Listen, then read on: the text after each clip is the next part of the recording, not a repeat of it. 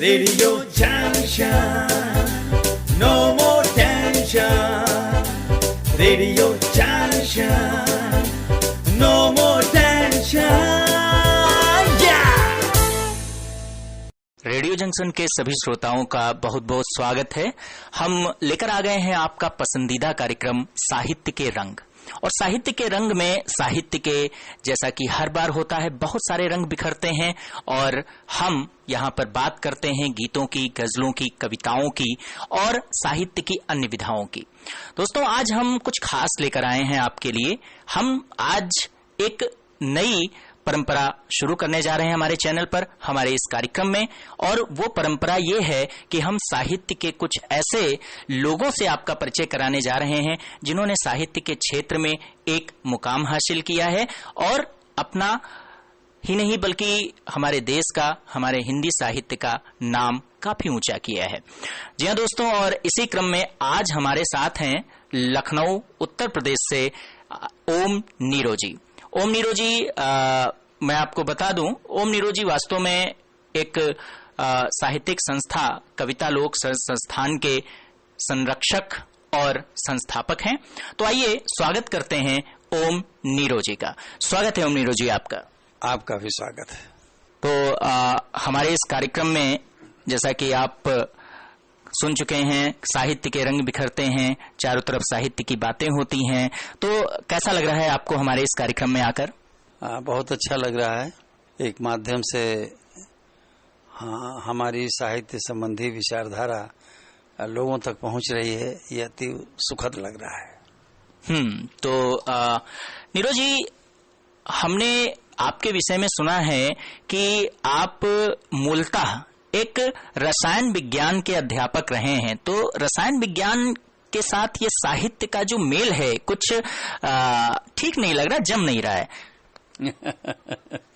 ये केवल लग रहा है, वास्तव में ऐसा नहीं है। क्योंकि जितनी भी ज्ञान की धाराएं हैं वो सब अंततः एक ही लक्ष्य को प्राप्त करने के लिए हैं और वो है सत्य और आनंद। तो वो विज्ञान में भी प्राप्त होता है और साहित्य में भी प्राप्त होता है। जहाँ तक व्यक्तिगत मेरी बात है तो मुझे साहित्य में रुचि प्रारंभ से ही रही और वो धीरे धीरे मेरे जीवन का अंग बन गया। अंततः मैं ये कहूँगा साहित्य मेरा जीवन बन गया। लेकिन जीविका के लिए जो हमें उचित लगा उन परिस्थितियों में वो मैंने चुना। तो विज्ञान का जो चुनाव किया वो जीविका के लिए किया और साहित्य तो मेरा जीवन रहा यही सदैव से। बहुत अच्छा लग रहा है कि एक रसायन विज्ञान का विद्यार्थी साहित्य का इतना अच्छा साधक बना। और जब विद्यार्थी की हमने बात की तो हमें जैसा कि जानकारी है कि आप रसायन विज्ञान के प्रवक्ता भी रहे हैं और शायद किसी विद्यालय में, कॉलेज में आप प्रधानाचार्य के पद पर भी रहे हैं। एमएससी करने के बाद में मैं लखीमपुर खीरी जिले के मोहम्मदी में स्थित एक विद्यालय है, जेपी इंटर कॉलेज, वहाँ मैं रसायन विज्ञान प्रवक्ता के रूप में कार्य करने लगा और बाद में फिर वहीं मैं प्रधानाचार्य हो गया। प्रधानाचार्य के पद से ही मैं सेवा मुक्त हुआ हूँ। अच्छा, साहित्य में आपका कार्य बहुत ही उल्लेखनीय है। जैसा कि कई सारी पुस्तकें भी हमें सूचना मिली है आपकी आ चुकी हैं और पुस्तकों के साथ साथ साहित्य में आपने बहुत सारा कार्य भी किया है। मंचों पर भी आप काफी समय तक एक बड़ा नाम रहे हैं। तो ये कहाँ से शुरुआत हुई आपकी मंचों पर जाने की, यानी कविता को मंचों तक लाने की जो परंपरा है वो आपने कहाँ पर शुरू की? मोहम्मदी में रहते हुए हमने एक साहित्यिक संस्था का गठन किया था, प्रज्ञा लोक सृजन संस्थान, और उसके माध्यम से हम कवि गोष्ठी किया करते थे, जिसका उद्देश्य अपनी सुनाना भी होता था, दूसरे की सुनना भी होता था और दूसरों को भी एक उसके लिए उचित मंच देना होता था। फिर उसी संस्था के माध्यम से बड़े बड़े कार्यक्रम हुए जिसमें कि अखिल भारतीय स्तर के कवि सम्मेलन भी आयोजित हुए। बाद में हमें वहाँ की स्थानीय रामलीला कमेटी का भी सहयोग मिल गया और उसके माध्यम से भी हमारी संस्था ने बहुत बड़े बड़े आयोजन किए, जिसमें देश के जाने माने सभी, लगभग सभी कवियों को हमने वहां पर आमंत्रित किया है। हमारा उद्देश्य ये रहता था कि उन कवियों को आमंत्रित करना जिससे कि हमारे स्थानीय कवि जो हैं, नवांकुर जो हैं, वो उनसे प्रेरणा प्राप्त करें और साथ में नवोदितों को भी उस मंच पर पैर रखने का अवसर मिले। तो जाने कितने ऐसे लोग हैं जिनको पहला अवसर किसी मंच पे पढ़ने का हमारे मंच पर मिला और आज वो देश के एक ऐसे कवि बन चुके हैं जिनकी अपनी पहचान है। बहुत सुंदर, ये जानकर बहुत अच्छा लग रहा है कि आपके द्वारा मंच दिए गए जो कवि हैं आज बड़े मंचों पर अपना नाम स्थापित कर रहे हैं। तो क्या सोचते हैं कि तब के जो मंच थे और अब के जो मंच हैं उनमें कितना फर्क आ गया है, कितना परिवर्तन आया है? जहां तक हम याद कर पाते हैं तो कवि मंचों की जानकारी मुझको बहुत बाद में हुई। कविता पहले ही मुझसे जुड़ चुकी थी और कविता का सबसे पहला जो मंच मैंने देखा वो आपको जानकर आश्चर्य भी हो सकता है और वो आश्चर्य अगर होगा तो सुखद ही होगा कि सबसे पहला मंच मुझको जो उस समय विवाह संस्कार होते थे, उन विवाह संस्कारों में 3-4 दिन की बारातें होती थी, 5 दिन की, 3 या 5 दिन की, और उसमें एक दिन एक शिष्टाचार का होता था। शिष्टाचार में विनती पढ़ी जाती थी पंडितों के द्वारा, एक पंडित कन्या पक्ष का, एक पंडित वर पक्ष का, आमने सामने बैठ के विनती पढ़ते थे और उनमें एक तरीके की प्रतिस्पर्धा भी होती थी। लेकिन अंत में उसकी मर्यादा ये थी कि कन्या पक्ष को ही नतमस्तक होना पड़ता था, भले ही वो विद्वता में जीत जाए। तो ये सब देख करके हमको बड़ा अच्छा लगता था, हमारे मन में ये इच्छा पैदा होती थी कि उनकी कविताएं सुन के कि हम भी कविता करें। तो वहां से हमको प्रेरणा मिली, फिर मैं कविता करने लगा और कविता करके मैं सबसे पहले उसी मंच पे मैंने कविता सुनाई है जो वैवाहिक संस्कार में शिष्टाचार के अंतर्गत मंच मिलता था। एक दरी पर 2 पक्ष बैठते थे, उधर कन्या पक्ष, इधर वर पक्ष, और मुझसे चूंकि मैं परिचित हो चुका था तो लोग मुझसे कहते थे, भाई ओम प्रकाश कुछ बना के लाए हो, सुनाओगे? हाँ, दादा बाबा जो संबंध हुआ, और बड़ी खुशी खुशी मैं वहां सुनाता था। लेकिन मेरा अनुभव ये रहा है, आत्म प्रशंसा की बात थोड़ी सी इसमें लगेगी कि पंडित लोग सब विनती अपनी सुनाते थे पहले की तैयार की हुई, दूसरों के द्वारा लिखी हुई, कुछ संस्कृत में कुछ हिंदी में। लेकिन मैं जो कविता सुनाता था वो वहाँ की पूरी परिस्थितियों पर होती थी, जो बारात के अंदर घटित होता था उसी को हम उसमें जोड़ करके कविता बनाते थे। तो वो लोगों को बहुत पसंद आती थी, मुझे बहुत प्रसन्नता मिलती थी और वही मंच है जिसने मेरा उत्साहवर्धन सबसे पहले किया। इसके बाद में जिसे काव्य मंच के रूप में आज दुनिया जानती है, उस रूप में पहला काव्य मंच मुझको अपने गांव में मिला। मेरा गांव अलीगंज रहा, तो वहां पर 4 कवियों ने मिलकर के कवि सम्मेलन किया था। वो आज एक भी नहीं है, सब स्मृति शेष हो चुके हैं और उन 4 कवियों के नाम उस समय चोटी पर थे। एक तो वीर ओज के कवि ब्रजेंद्र अवस्थी जी, दूसरे निर्भय हाथरसी जी, तीसरे काका हाथरसी जी और चौथे अवधि सम्राट वंशीधर शुक्ल मनेवरा।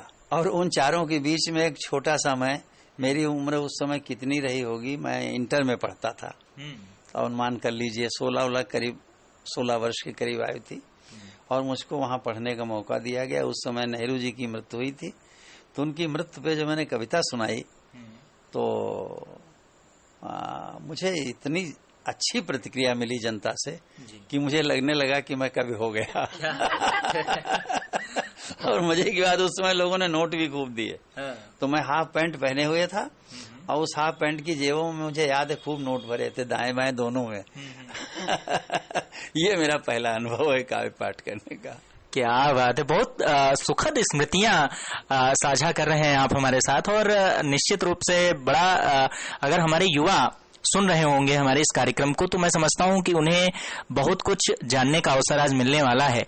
और नीरज जी, हमने सुना है कि अमूमन ऐसा होता है कि जो ये फेसबुक, व्हाट्सएप, ये सब जो सोशल मीडिया के प्लेटफॉर्म्स हैं, ये अमूमन मनोरंजन के लिए या एक दूसरे से जुड़ने के लिए प्रयोग किए जाते हैं। लेकिन आपने फेसबुक जैसे सोशल मीडिया प्लेटफॉर्म को एक तरह से एक कविता के विद्यालय के रूप में स्थापित कर दिया और वहां पर एक कविता लोक नामक संस्था जो कि फेसबुक ग्रुप के रूप में आपने शुरू की और उसमें ना जाने कितने ही जो युवा रचनाकार थे उन्होंने सीखा और उससे बहुत कुछ अर्जित किया, और आज साहित्य के अच्छे नाम उनमें से कुछ आएंगे भी, और मैं आपसे पूछूंगा भी किनको आप स्मरण करते हैं। लेकिन ये कहाँ से विचार आया आपको कि फेसबुक जैसे प्लेटफॉर्म को भी हम एक कविता सीखने के मंच के रूप में प्रयोग कर सकते हैं? तो कहाँ से ये आपके मन में विचार आया? सबसे पहले मैं जब कविता करता था तो नकल करके करता था। किसी को कविता पढ़ते सुना तो उसकी धुन, उसका ढंग वो दिमाग में हम बैठा लेते थे और उसी की नकल करके हम कविता करते थे। यहाँ तक कि पढ़ने में भी उसकी नकल करते थे और मन में भी एक नकल रहती थी, इसको जो सम्मान मिल रहा है हम कुछ ऐसा करें कि ये सम्मान हमको भी मिले। ये ललक मेरे भीतर रहती थी स्वाभाविक रूप से जो। लेकिन बाद में मैंने देखा कि वो जो मैं कविताएं करता था तो जब मैंने थोड़ा सा ज्ञान प्राप्त हुआ इधर उधर से शिल्प का, तो शिल्प में मैंने देखा कि वो रचनाएं जो थी उनमें बहुत सी कमियां हमसे रह गईं। उनको मैंने सुधारा। मेरे अंदर ये भावना पैदा हुई कि लोग जो और लिख रहे हैं वो भी लगभग अनुकरण करके ही सब लोग कविता लिखते हैं, और अनुकरण करके जो लिखते हैं उसमें कहीं न कहीं चूक हो जाती है। तो जैसे अब हमको ये ज्ञान हुआ है ये सबको ज्ञान हो, या ये कहें माँ शारदा ने जो हमको प्रसाद दिया है ये हम सब में बांटें। इस भावना से 1992 में मैंने एक पत्रिका का प्रकाशन प्रारंभ किया। संपादन प्रकाशन दोनों मैं ही करता था और उस पत्रिका का नाम था सरस प्रज्ञा। उसके माध्यम से देश के कोने कोने से लोग जुड़े और उन पत्रिका में जो हमारे विशेष कार्यक्रम चलते थे छंदबद्ध कविता को प्रोत्साहित करने के लिए, वो लोगों ने बहुत पसंद किए। और मेरी जो भी उस समय आयु थी, मेरी तुलना में बहुत से वरिष्ठ लोगों ने उस पत्रिका में अपनी भूमिका एक विद्यार्थी के रूप में रखते हुए सीखना प्रारंभ किया। और उससे हमको बहुत अच्छा लगता था और डरते भी थे कहीं हम भाव ना आ जाए। लेकिन उस पत्रिका से मुझे बहुत ही सफलता मिली, क्योंकि जब हम दूसरों को सिखाने का लक्ष्य रखते हैं तो निश्चित रूप से हम खुद सीखते रहते हैं। और मैंने अपने जीवन भर अगर कभी किसी को सिखाया है तो एक विद्यार्थी के रूप में सिखाया है। जैसे दो विद्यार्थी आपस में बैठ करके संयुक्त अध्ययन करते हैं, जिसे अंग्रेजी में कहते हैं कंबाइंड स्टडी, तो उसी भाव से हमने सदैव कार्य किया है। फिर वो सरस प्रज्ञा 3 साल चलने के बाद में रुक गई, नहीं आगे हम उसको बढ़ा पाए। मेरे मन में टीस रहती थी कि हमारा ये काम हो नहीं पाया। जब हमको ये फेसबुक का प्लेटफॉर्म मिला और किसी एक मित्र के कहने से मैंने उसमें अपना एक समूह बना दिया कविता लोग, तो अचानक मुझे लगा ये तो एक ऐसा माध्यम है कि हम पूरे विश्व के लोगों से जुड़ सकते हैं। इसकी कोई सीमा ही नहीं है। तो इस माध्यम का प्रयोग हम क्यों ना उसी कार्य के लिए करें जो सरस प्रज्ञा में किया करते थे। और वही छंदबद्ध कविता का प्रचार प्रसार मैंने उस कविता लोक समूह के माध्यम से किया। ये अलग बात है कि मुझको जो सफलता मिली वो आशातीत थी, मैंने कल्पना ही नहीं की थी। लोग जुड़ते गए, बढ़ते गए, ग्रुप बहुत बड़ा हो गया। आज हमारे पास उसमें 22,000 से अधिक सदस्य हैं और सब नहीं तो भी एक अच्छे अनुपात में उसमें से सदस्य ऐसे हैं जो कविता में रुचि लेते हैं और छंदबद्ध कविता के लिए समर्पित है। जी, बहुत निश्चित रूप से कविता लोक ने बहुत सारे रचनाकारों को कविता की बारीकियों से अवगत कराया है। तो छंदों की बात आपने की, तो कोई एक छंद हम साथ साथ आपसे बात भी करते रहें और कुछ सुनते भी रहें, तो कोई छंद जो आपका पसंदीदा हो हमारे श्रोताओं को आप सुनाना चाहें? छंद तो बहुत से हैं, अगर शास्त्रीय ढंग से देखें तो इनकी संख्या करोड़ों में है जी। लेकिन कम से कम 1000-1500 छंद तो ऐसे हैं जो कवियों के बीच में प्रयोग में आते रहते हैं। इनमें से एक छंद है सवैया। और सवैया वर्णिक छंद होता है। इसमें वर्णों की संख्या निश्चित होती है और एक एक वर्ण का मात्रा भार, यानी लघु होगा या गुरु होगा, ये भी निश्चित होता है। और देखने में ऐसा लगता है बड़ा कठिन होगा कि वर्ण भी उतने हों, हर वर्ण का मात्रा भार भी उतना हो, तो रचना कैसे होगी। मतलब कहने का आपका अभिप्राय ये है कि अगर अमूमन ये होता है कि अगर हम 2 मात्रा भार ले रहे हैं तो 2 मात्रा भार में हम एक को भी 2 मान लेते हैं, लेकिन वर्णिक छंदों में ऐसा नहीं होता है। ऐसा नहीं होता है, इसीलिए उसमें वर्णों की संख्या निश्चित हो जाती है। और अगर हम गुरु की जगह 2 लघु का प्रयोग करें, जी, प्रयोग करने की छूट ले लें, तो वर्णों की संख्या फिर निश्चित नहीं हो जाए रहेगी, तो वो वर्णी के बजाय मात्रिक हो जाएगा। जी। तो कोई सवैया हो जाए? हाँ, एक सवैया हम आपको सुना रहे हैं। ये किरीट सवैया है। अरे वाह। और किरीट सवैया में 1 गुरु और 2 लघु को मिलाने से जो एक समूह बनता है, इस समूह की आवृत्तियां 8 बार होती हैं। जी। अगर हम गुरु को गा कह दें, लघु को ला कह दें, तो ये समूह कहलाएगा गालल। शास्त्रीय भाषा में इसी को गण कहा जाता है और ये भगण है। लेकिन इन बातों में अगर न पढ़े तो मोटे तौर से गालल जी एक लघु गुरु की व्यवस्था हुई और इसकी 8 बार आवृत्ति होती है। तो देखिए उससे आवृत्ति से क्या छंद की मापनी बनती है जी। और फिर उसी में छंद भी देखिए, मुझे विश्वास है अच्छा लगेगा। गालल गालल गालल गालल गालल गालल गालल गालल, शांत अगाध नदी बहती पर क्षुद्र नदी चलती करती रव, बाहर की रव है थमती जब, भीतर बीन तभी बजती नव। क्या बात। बीन बजी लव मात्र कहीं यदि, जीवन कोटि समान वही लव। बीन बजी लव मात्र कहीं यदि, जीवन कोटि समान वही लव। शांति प्रदायिनी बीन वही, सुनने हित हैं हम नीरव नीरव। शांति प्रदायिनी बीन वही, सुनने हित हैं हम नीरव नीरव। क्या बात है, बहुत सुंदर सवैया छंद आपने सुनाया और मैं समझता हूं कि आपके इस छंद में बहुत सारे हमारे श्रोता खो गए होंगे और खो ही नहीं गए होंगे, जो नए लिखने वाले हैं उनको एक मापनी पता चली होगी, लय पता चली होगी। तो हम छोड़ देते हैं थोड़ी देर के लिए हमारे श्रोताओं को उस लय को समझने के लिए और उस मापनी को समझने के लिए। सुनते हैं एक आपकी पसंद का ही एक फिल्मी गाना। जी। मुसाफिर हूँ यारो, ना घर है ना ठिकाना,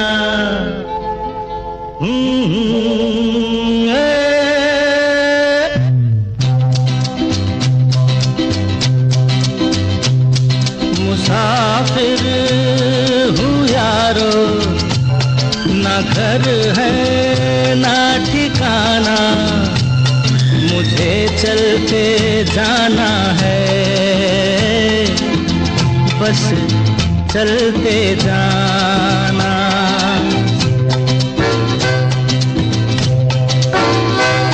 मुसाफिर हूँ यारो, ना घर है ना ठिकाना, मुझे चलते जाना है,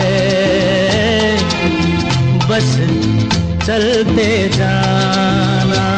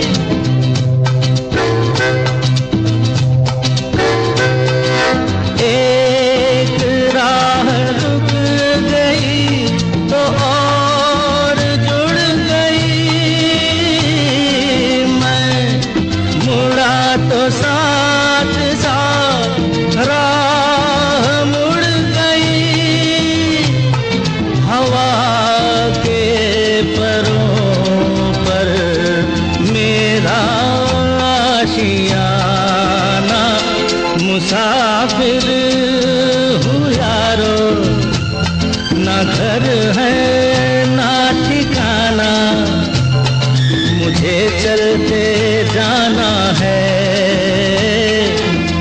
बस चलते जाना।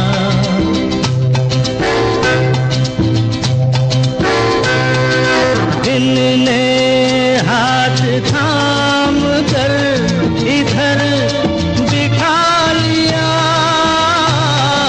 रात ने इशारे से उधर बुला लिया।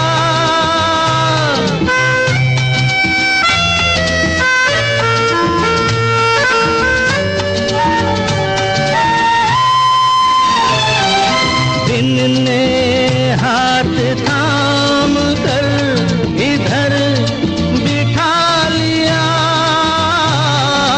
रात ने इशारे से उधर बुला लिया। सुबह से शाम से मेरा दोस्ताना, मुसाफिर हूँ यारो, ना घर है ना ठिकाना, मुझे चलते जाना है, बस चलते जाना। मुसाफिर हूँ यारो, ना घर है ना ठिकाना, मुझे चलते जाना है,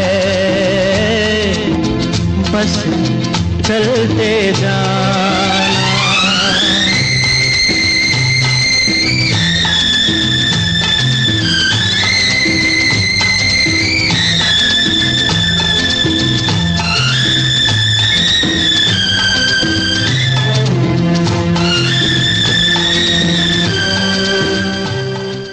तो बहुत ही प्यारा गीत था और इस प्यारे से गीत के बाद हम फिर से जुड़ते हैं ओम नीरो जी के साथ। ओम नीरो जी, हमें आपके छंदों से रूबरू होने का मौका तो मिला ही, लेकिन आपको आपकी एक पुस्तक तुलसी प्रिया पर उत्तर प्रदेश हिंदी संस्थान द्वारा सम्मानित भी किया जा चुका है। तो कुछ बताइए हमें तुलसी प्रिया के बारे में। तुलसी प्रिया में गोस्वामी तुलसीदास की पत्नी रत्नावली के जीवन वृत्त को मैंने नई दृष्टि से देखा और उसमें उसको चित्रित किया है। तो मेरा ये मानना था कि तुलसीदास को रत्नावली से अत्यधिक लगाव, गृहस्थ आश्रम के बहुत वर्ष बीत गए, उनके मेरी जानकारी के अनुसार उनके एक बच्चा भी हो गया और उसके बाद भी उनको अपनी पत्नी में इतना अनुराग था कि वो एक नदी को पार करके, बरसाती नदी को पार करके जी। अपने ससुराल पहुंच गए पत्नी से मिलने। तो इतना जब अनुराग था तो इसके माने कि रत्नावली वास्तव में बहुत आकर्षक होगी और इतना आकर्षण केवल देह का नहीं हो सकता है, ये आकर्षण उसके अपने व्यवहार का, चरित्र का और उसके व्यक्तित्व का भी रहा होगा जी। और इतने सुंदर व्यक्तित्व वाली गुणवती स्त्री अपने पति के लिए कठोर वचन नहीं बोल सकती है और वो भी शैया काल में जी। जैसा कि किंवदंती है कि हाड़ मास की देहया तामे ऐसी प्रीति जो राम में होती न तो भय भीति। इतने कठोर शब्द बोल करके और तुलसीदास को आघात पहुंचाया और वो संत कवि बन गए। ये घटना ऐसी है जैसे कि रत्नावली उनके जीवन में एक रास्ते के पत्थर की तरीके से आई और पत्थर की ठोकर लगी तो आंखें खुल गईं जी। मैं इसको नहीं मानता हूँ। मैंने जो अध्ययन किया दोनों के बीच के संबंधों का, तो ये पाया रत्नावली उनके जीवन में सहायक थी और उन्होंने जो कुछ किया है उसमें उसकी भूमिका एक धनात्मक है, रास्ते के पत्थर के रूप में नहीं है, एक सहयोगी के रूप में, सहचर के रूप में जी। और इस रूप को मैंने तुलसी प्रिया में प्रकाशित किया है, व्यक्त किया है। क्या बात है नीरो सर। और नीरो जी ने जो तुलसी प्रिया के विषय में बताया है तो हम सबकी जिज्ञासा बढ़ गई है कि हम तुलसी प्रिया से कुछ सुने, कोई चार पंक्तियां या जो आपको पसंद हो उनमें से कोई चार पंक्तियां आप जो सुनाना चाहें तुलसी प्रिया से। हाँ, इसकी ये चार पंक्तियां जो हैं वो बहुत ही चर्चा का विषय रही हैं जी। उनको मैं चार और पंक्तियों से जोड़ के 8 पंक्तियों में सुना रहा हूँ। ये रत्नावली की एक सहेली है, सखी है, वो सखी कहती है, उसके विचार हैं जी। मनुज भोक्ता मनुजा है भोग, न्याय यह निराभर सना योग्य, वरण करके भी मनु जाहे, त्याग कर नर बनता श्रद्धे। क्या बात है। और अब वो पंक्तियां हैं जो सुनाने के लिए ये हमने 4 सुनाई हैं जी। कि भटकना लिख मनुजा के भाग्य, भागना क्या होता वैराग्य। दास तुलसी हो चाहे बुद्ध, दास तुलसी हो चाहे बुद्ध, आचरण है या न्याय विरुद्ध, आचरण है या न्याय विरुद्ध। क्या बात है, आचरण है यह न्याय विरुद्ध। बहुत ही सुंदर पंक्तियां। और मैं समझता हूं कि हमारे श्रोताओं को पता लग गया होगा कि तुलसी प्रिया क्यों इतनी प्रचलित हुई, क्यों तुलसी प्रिया को उत्तर प्रदेश हिंदी संस्थान द्वारा पुरस्कृत किया गया। इसके अलावा मैं बताना चाहूंगा आपको, गीतिका दर्पण आपकी एक पुस्तक आई है, उसी गीतिका दर्पण पर साहित्यिक संस्था कादम्बरी मध्य प्रदेश से स्वर्गीय गीता देवी काबरा सम्मान भी प्राप्त हो चुका है। तो ये 2 बहुत ही महत्वपूर्ण सम्मानों का हमने जिक्र किया है। इसके अलावा बहुत सारे आपको सम्मान प्राप्त हुए हैं, किसी दिन हम उन पर भी बात करेंगे, एक विस्तृत चर्चा आपसे होगी। लेकिन फिलहाल आपकी बहुत सारी पुस्तकें आ चुकी हैं और जिस पुस्तक पर आपको सम्मान मिला, गीतिका दर्पण, ये गीतिका शब्द काफी समय तक तो शायद सुनने में नहीं आता था। अचानक से ये गीतिका शब्द सुनने में आया और हमें पता चला है कि इस गीतिका शब्द के प्रारंभ में, या इस गीतिका, ये क्या है, गीतिका है क्या आखिर, हम ये जानना चाह रहे हैं आपसे, जो आप द्वारा ही शुरू की गई है। गीतिका एक गजल जैसी विधा है जी। ये मुझे कहने में कोई संकोच नहीं है, लेकिन यह भी कहना चाहूंगा कि ये गजल बिल्कुल नहीं है। हाँ। गजल से भिन्न है और इसका स्वतंत्र अस्तित्व है जी। इसका ढांचा केवल गजल जैसा है और ये 3 बातों के कारण गजल से भिन्न है। पहली बात है हिंदी भाषा की प्रधानता, दूसरी बात है हिंदी व्याकरण की अनिवार्यता, और तीसरी जो सबसे महत्वपूर्ण बात है वो है हिंदी छंदों पर आधारित लयात्मकता। इन 3 कारणों से गीतिका का स्थान स्वतंत्र हो जाता है और अलग हो जाता है। इसमें जो मैंने लय की बात की है जी, वो मैं बताना चाहूंगा कि जितनी भी लय कोई कल्पना कर सकता है, प्रत्येक लय किसी न किसी छंद पर ही आधारित होती है और इसलिए छंदों का विस्तार बहुत बड़ा है।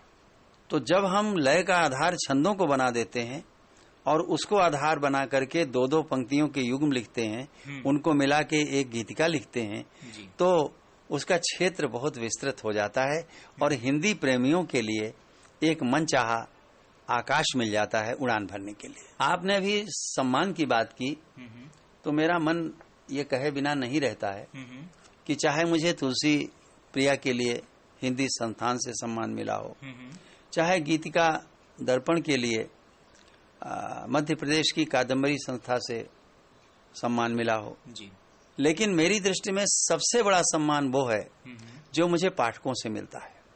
क्या बात है। आजकल पाठकों की कृपा किसी पुस्तक पे हो जाए, ये बहुत बड़ी बात होती है। सही है। मुझे इस बात की बहुत प्रसन्नता है कि पाठकों का इतना स्नेह मिला कि तुलसी प्रिया के 3 संस्करण निकल चुके हैं। आप ये जान लीजिए कि ये मेरे लिए सबसे बड़ा पुरस्कार है।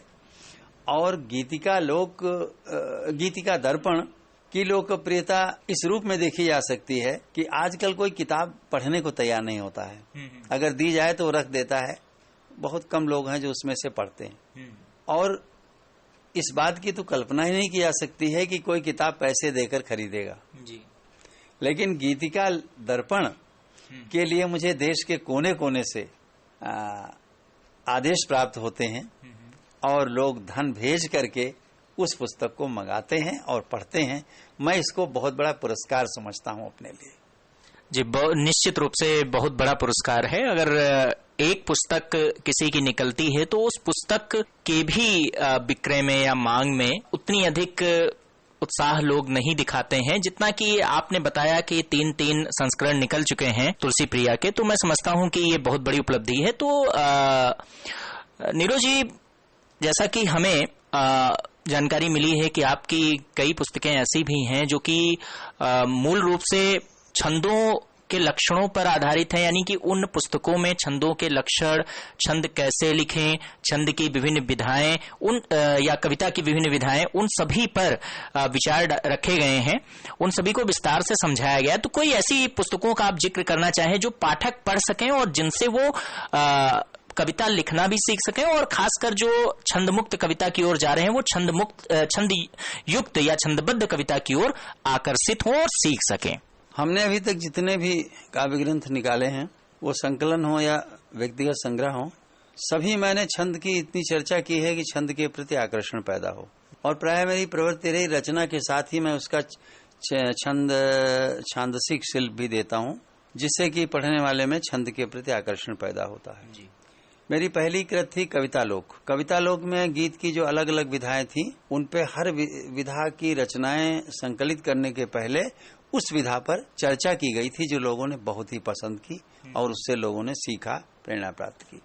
दूसरी पुस्तक निकली गीतिकालोक। इसमें लगभग 300 पृष्ठों की है, जिसमें से लगभग 100 पृष्ठों में केवल गीतिका विधा की चर्चा है, और उसको लोगों ने एक लक्षण ग्रंथ के रूप में अपने पास रखा और मुझसे ये आग्रह भी किया कि एक लक्षण ग्रंथ अलग से निकाल दिया जाए।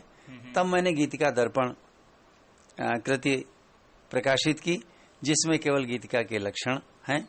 फिर लोगों ने कहा यह पुस्तक बहुत मोटी है, अगर कोई कम में पढ़ना चाहे, संक्षेप में पढ़ना चाहे, तो ऐसी एक पुस्तक होनी चाहिए जो उनको संतुष्ट कर सके। तो मैंने फिर छंद गीतिका बोधनी नाम की एक छोटी पुस्तक निकाली, जिसमें संक्षेप में मिल जाएगा। और इस समय अंत में एक छंद विज्ञान के नाम से हमारी पुस्तक निकली है, जिसमें छंदबद्ध काव्य की सभी विधाओं के बारे में विस्तार से चर्चा है। और उसमें मैंने छंद के 2 रूप दिए हैं। वो उसका नाम है छंद विज्ञान। पहली बार किसी ने छंद को विज्ञान के रूप में शायद देखा हो, या हो सकता कोई इससे पहले देख चुका हो, मैं नहीं कह सकता। तो मैंने छंद को एक विज्ञान के रूप में देखा है, और उसके एक भाग में छंद के सैद्धांतिक पक्ष को रखा है, और पुस्तक के दूसरे भाग में छंद के अनुप्रयुक्त भाग को रखा है। और अनुप्रयुक्त भाग में छंदबद्ध जितनी विधाएं हैं, सबके बारे में चर्चा की है। ये हमारी पुस्तकें लोगों को सदैव पढ़ने की प्रेरणा देती हैं, और उनकी ओर से जो प्रतिक्रिया मिलती है, उससे मुझे संतोष होता है कि ये उनके लिए उपादेय हैं। बहुत सुंदर बात आपने कही, और मैं समझता हूं कि जो युवा काव्य लेखन या छंदबद्ध कविता सीखना चाहते हैं, उनके लिए ये पुस्तकें बहुत काम आ सकती हैं। तो नीरज जी, हम आपसे बात का सिलसिला जारी रखेंगे, लेकिन उससे पहले सुन लेते हैं आपकी पसंद का एक और प्यारा सा गीत। रेडियो जंक्शन है आपका सच्चा हमसफर, जो आपके बिजनेस को पहचान दिलाए हर घर। एजुकेशनल इंस्टीट्यूट हो या प्रोफेशनल इंस्टीट्यूट, या हो ऑनलाइन व्यापार, पहुंचेगा 7 समंदर पार, क्योंकि रेडियो जंक्शन पर होगा वर्ल्ड वाइड प्रमोशन। लाइफ में हो रेडियो जंक्शन तो दिल बोले नो मोर टेंशन। अपने इंस्टीट्यूट, संस्था या बिजनेस के कमर्शियल विज्ञापन हेतु आप मेल कर सकते हैं radiojunction@gmail.com पर, या फिर व्हाट्सएप कर सकते हैं 9918002012 पर। रेडियो जंक्शन है आपका सच्चा हमसफर।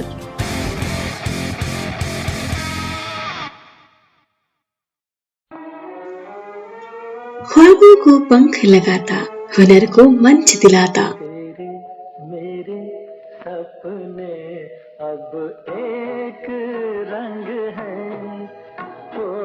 संस्कारों की बात बताता, भूले बिसरे गीत सुनाता,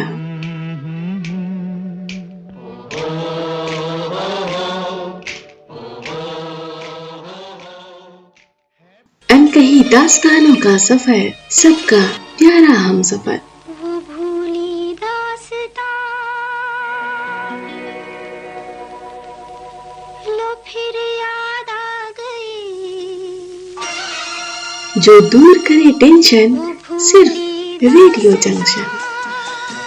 लो फिर याद आ गई। जिंदगी एक सफर है सुहाना, यहाँ कल क्या हो किसने जाना। जिंदगी एक सफर। लाइफ में हो जो रेडियो जंक्शन, फिर दिल बोले no more tension. Radio junction, no more tension. Radio junction.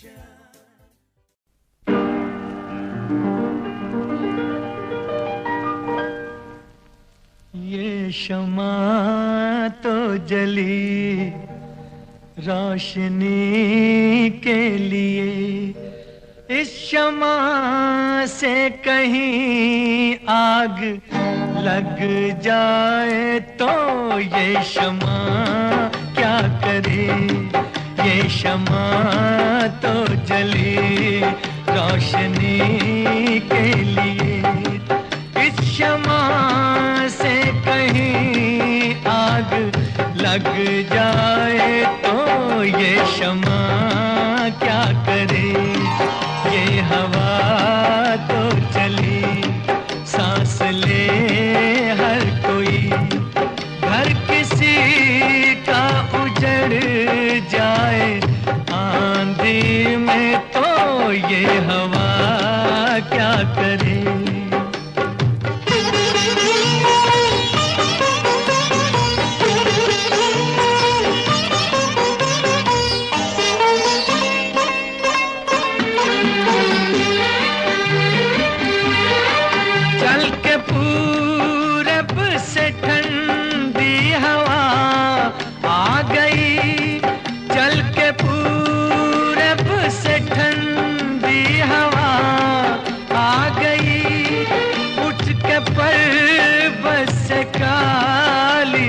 घटा छा गई, ये घटा तो उठी प्यास सब की बुझे।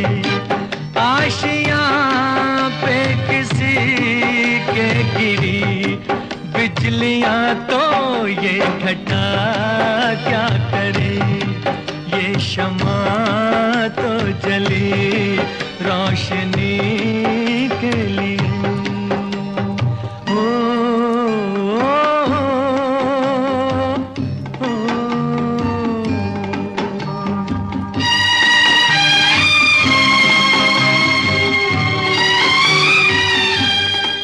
पूछता हूँ मैं सब से कोई दे जवाब, पूछता हूँ मैं सब से कोई दे जवाब।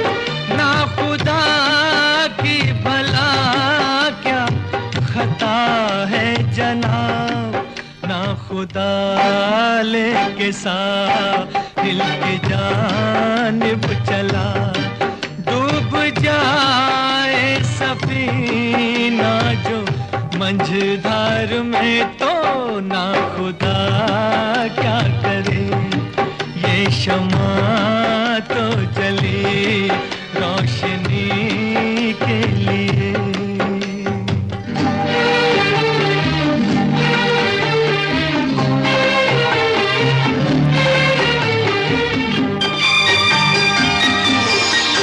वो जो उलझन सी तेरे ख्यालों में है, वो जो उलझन सी तेरे ख्यालों में है, वो इशारा भी मेरे सवालों में है। ये निगाह तो मिली देखने के लिए, पर कहीं ये नजर धोखा खा जाए तो ये निगाह क्या करे। ये शमा तो जली रोशनी के लिए, इस शमा से कहीं आग लग जाए तो ये शमा क्या करे।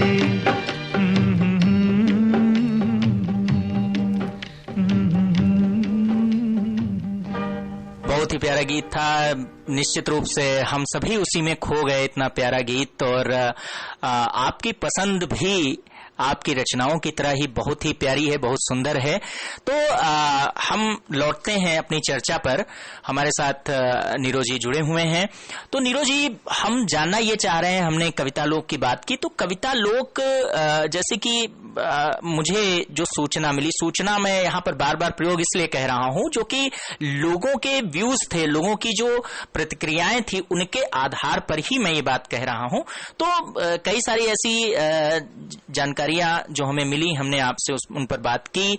एक जानकारी ये भी है कि कविता लोक के माध्यम से आपके पूरे देश ही नहीं बल्कि देश के बाहर भी कई सारे शिष्य हैं जो कि कविता आपसे, कविता लोक के माध्यम से सीखे हैं और आज कहीं न कहीं किसी न किसी मुकाम पर पहुंचे हैं। अगर आपको उनमें से कुछ नाम गिनाने को कहे जाएं तो आप किनका नाम गिनाएंगे, क्या बताना चाहेंगे? पहले तो मैं ये स्पष्ट करना चाहूंगा कि मेरा कोई शिष्य नहीं है, मैं स्वयं सबका शिष्य हूँ। जी, मैंने पहले ही आपको स्पष्ट कर दिया कि ये मेरा व्यू नहीं है, ये जो हमारे श्रोता हैं या जहां से भी हमने जानकारियां इकट्ठा की हैं उनके ये विचार हैं। चलिए, अच्छा है। हर व्यक्ति अपने विचार रखने के लिए स्वतंत्र है, लेकिन मेरे भी अपने विचार हैं कि मैं कविता का विद्यार्थी हूँ और कविता लोक एक गुरुकुल है जिसकी उप कुलपति या कुलपति माँ शारदा हैं, माँ सरस्वती हैं, और उन्हीं के संरक्षण में सभी लोग सीखने सिखाने का कार्य संपन्न करते हैं और उसमें सहभागिता मेरी भी रहती है। इस कविता लोक के माध्यम से ये मुझे वास्तव में बड़ी प्रसन्नता मिली कि देश के कोने कोने से लोग जुड़े और फेसबुक के जुड़ाव को लोग अक्सर कहा करते हैं ये हवाई है, आकाशीय है जी, लेकिन मैंने देखा कि वो संबंध जब धरातल पर उतरे तो इतने चमत्कारी कि जिसका कोई उदाहरण दूसरा मिलेगा नहीं। आप नाम लेने की बात कह रहे थे, तो कविता लोक के सदस्य हरियाणा के तिलक जैन जी, गुमनाम कवि जी और डॉक्टर चंद्रशेखर जी, इन 3 लोगों ने मिलकर कविता लोक का भव्य आयोजन किया हरियाणा के हिसार में जी। और वो आयोजन ऐसा था जिसमें देश के कोने कोने से लगभग 6 दर्जन से अधिक कवि आकर के सम्मिलित हुए और एक दूसरे से मिले। कल्पनातीत कार्यक्रम था। ऐसे ही कार्यक्रम अन्य कई लोगों ने कराए, सबका उल्लेख अलग अलग हम कहां तक करें जी। नाम का उल्लेख कर सकते हैं। जयपुर राजस्थान की डॉक्टर साधना जोशी प्रधान जी, सुल्तानपुर के अवनीश त्रिपाठी जी और मनकापुर गोंडा के धीरज श्रीवास्तव जी। उनको इस बात का श्रेय प्राप्त है कि कविता लोक जो फेसबुक का समूह था उसके लोगों को अपने एक साहित्यिक मंच के द्वारा सबसे पहले धरती पर मिलाने का कार्य किया और वो धरती मनकापुर की थी। क्या बात है। ये क्रम बराबर चल रहा है और ये मुझे आश्चर्य होता है कि आजकल न कोई किसी के लिए धन खर्च करने को तैयार होता है, न समय देने को, लेकिन कविता लोक के नाम पर बहुत बड़ी धनराशि खर्च करने के बाद जो कार्यक्रम हो सकते हैं वो कार्यक्रम हंसते हुए, प्रसन्नता पूर्वक और बड़े ही खुले हृदय से लोग निरंतर कराते चले आ रहे हैं।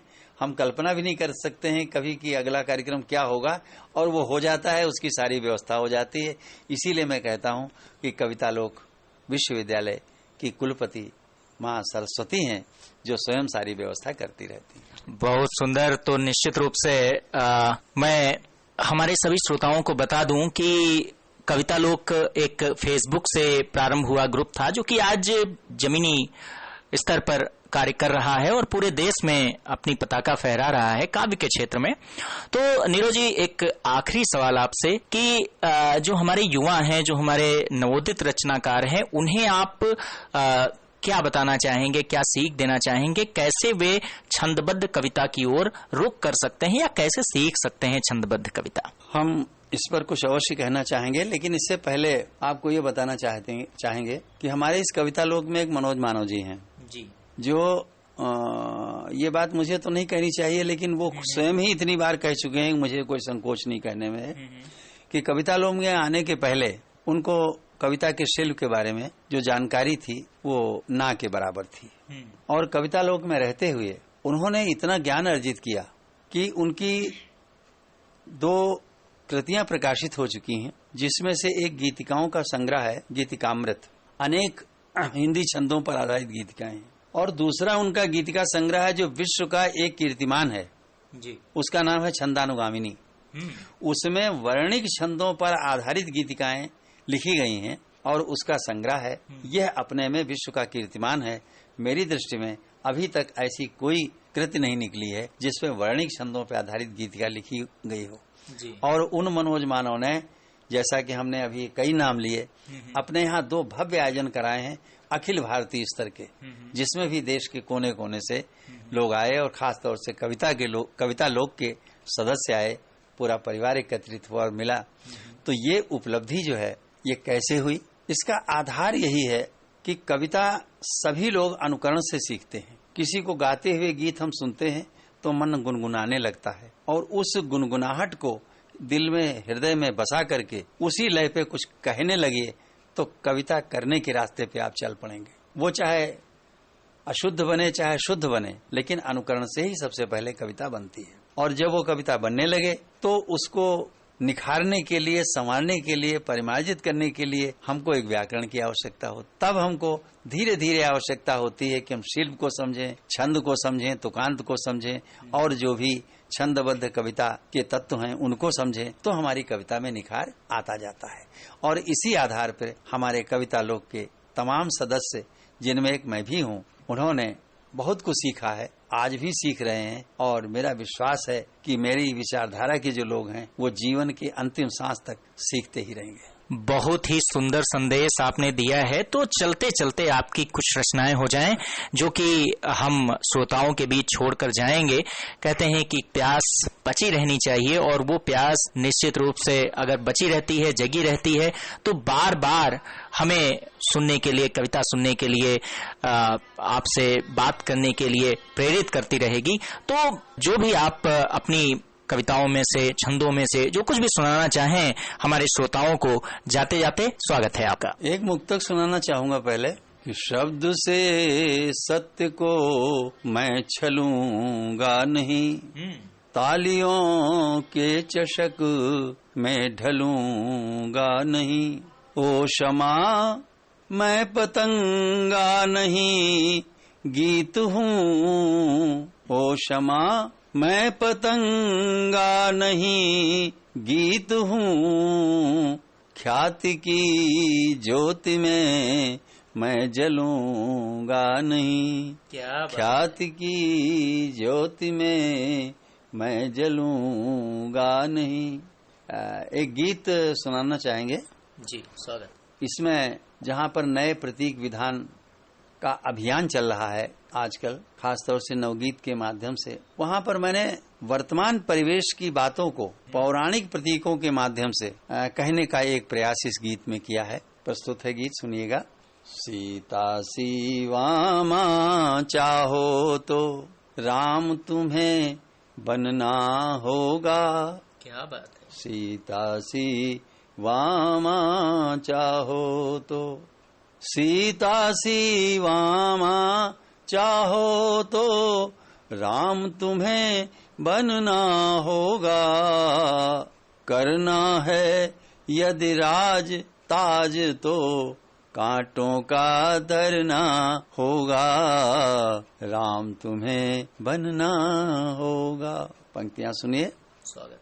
अर्चन सुमन चयन करने जब जाए तरुण सदाचारी, अर्चन सुमन चयन करने जब जाए तरुण सदाचारी, पलकन डगर बुहारे कोई लोल लोचनी सुकुमारी, लोल लोचनी सुकुमारी, किंतु वरण करने के पहले, किंतु वरण करने के पहले धनु भंजन करना होगा, सीता सी वामा चाहो तो राम तुम्हें बनना होगा, राम तुम्हें बनना होगा।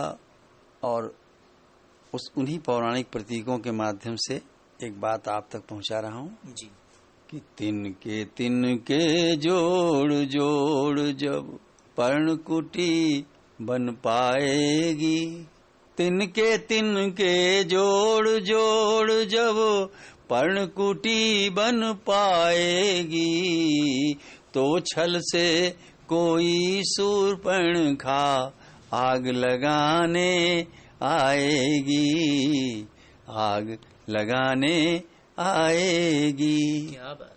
काम अनल चंदन करने का संयम बल रखना होगा, सीता सी वामा चाहो तो राम तुम्हें बनना होगा, राम तुम्हें बनना होगा।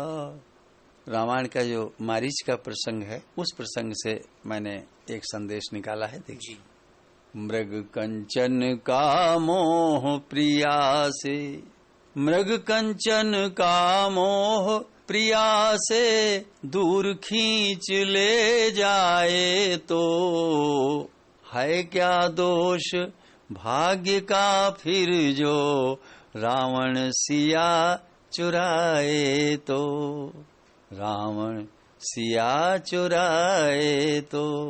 एक चूक की खातिर जीवन भर आहें भरना होगा, सीता सी वामा चाहो तो राम तुम्हें बनना होगा, राम तुम्हें बनना होगा। और गीत का अंतिम स्पर्श है, समझौतों पर टिकी जिंदगी जैसे कोरी तुकबंदी। क्षमा करें, अपने बिने हुए जालों में अपने आप हुई बंदी, समझौतों पर टिकी जिंदगी जैसे कोरी तुकबंदी, जैसे कोरी तुकबंदी। जीवन को रामायण जैसा, जीवन को रामायण जैसा सरल काव्य करना होगा, सीता सी वामा चाहो तो राम तुम्हें बनना होगा, राम तुम्हें बनना होगा। क्या बात है, बहुत ही सुंदर संदेश सजोए हुए एक प्यारा सा गीत हमने आपसे सुना और बहुत ही सुंदर मुक्तक, छंद, सभी विधाओं में आपने अपनी बहुमुखी रचनात्मक प्रतिभा को दर्शाया। और मन तो नहीं कह रहा है, हमारा मन तो यही कर रहा है कि आपसे बात करते जाएं और बहुत सारी बातें करें, लेकिन समय की कुछ पाबंदियां हैं। उन पाबंदियों को ध्यान रखते हुए हम आज आपसे विदा चाहेंगे और श्रोताओं को इसी वादे के साथ छोड़े जाएंगे कि हम एक बार फिर आपसे साक्षात्कार के रूप में जुड़ेंगे और आपसे और अधिक छंदों के बारे में जानेंगे और अधिक छंदों के विषय में हमारे श्रोताओं को जानकारी दिलाएंगे। तो बहुत बहुत धन्यवाद नीरो जी हमारे इस स्टूडियो में आने के लिए। आपका भी धन्यवाद और आपके इस लोकप्रिय चैनल का भी बहुत बहुत धन्यवाद। बहुत बहुत धन्यवाद। तो श्रोताओं को हम इस प्यारे से गीत के साथ छोड़े जा रहे हैं। फिलहाल हमारे इस साक्षात्कार कार्यक्रम में इतना ही। धन्यवाद। तुम आ गए हो, नूर आ गया है, तुम आ गए हो, नूर आ गया है, नहीं तो चरागों से लौ जा रही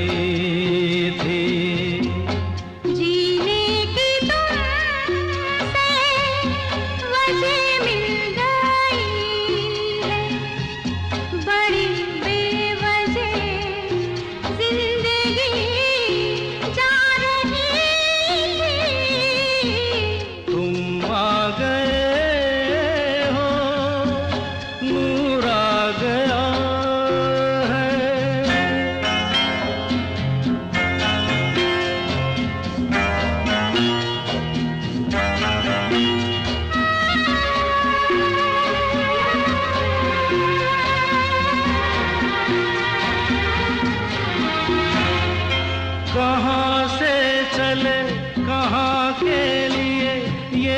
खबर नहीं थी मगर कोई भी सिरा जहाँ जा मिला वहीं तुम मिलोगे।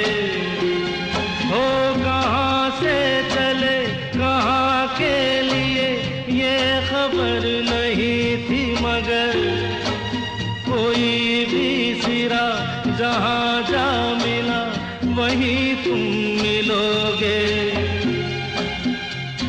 कि हम तक तुम्हारी दुआ आ रही थी, तुम आ गए हो, नूर आ गया है। नहीं तो चरागों से लौ जा रही थी, तुम आ गए हो, नूर आ गया।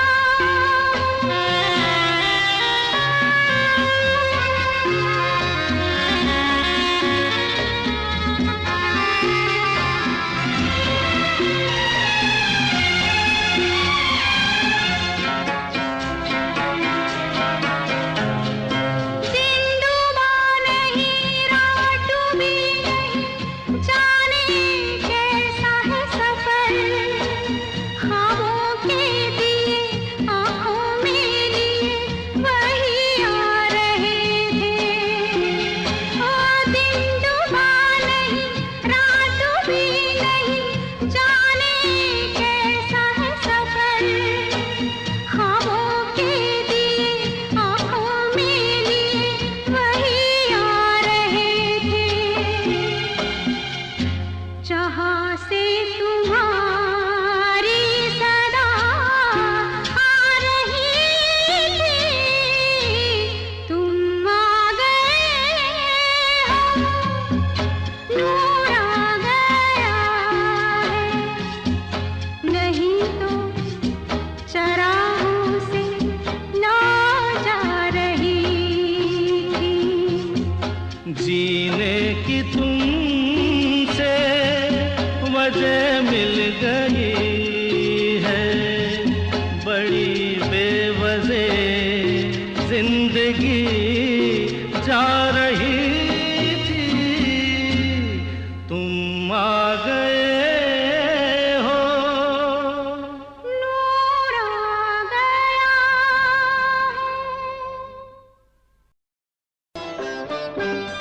गीतों गजलों से सजेगी महफिल, कहानी किससे होंगे स्मृतियों का आधार, लेकर आएंगे साहित्य के फनकार। फिर छिड़ी रात बात फूलों की, शब्दों की खेल, शब्दों की संस्कृति, शब्दों की अदा, शब्दों की फिजा, या कहें शब्दों की बहार, लेकर आएंगे साहित्य के फनकार।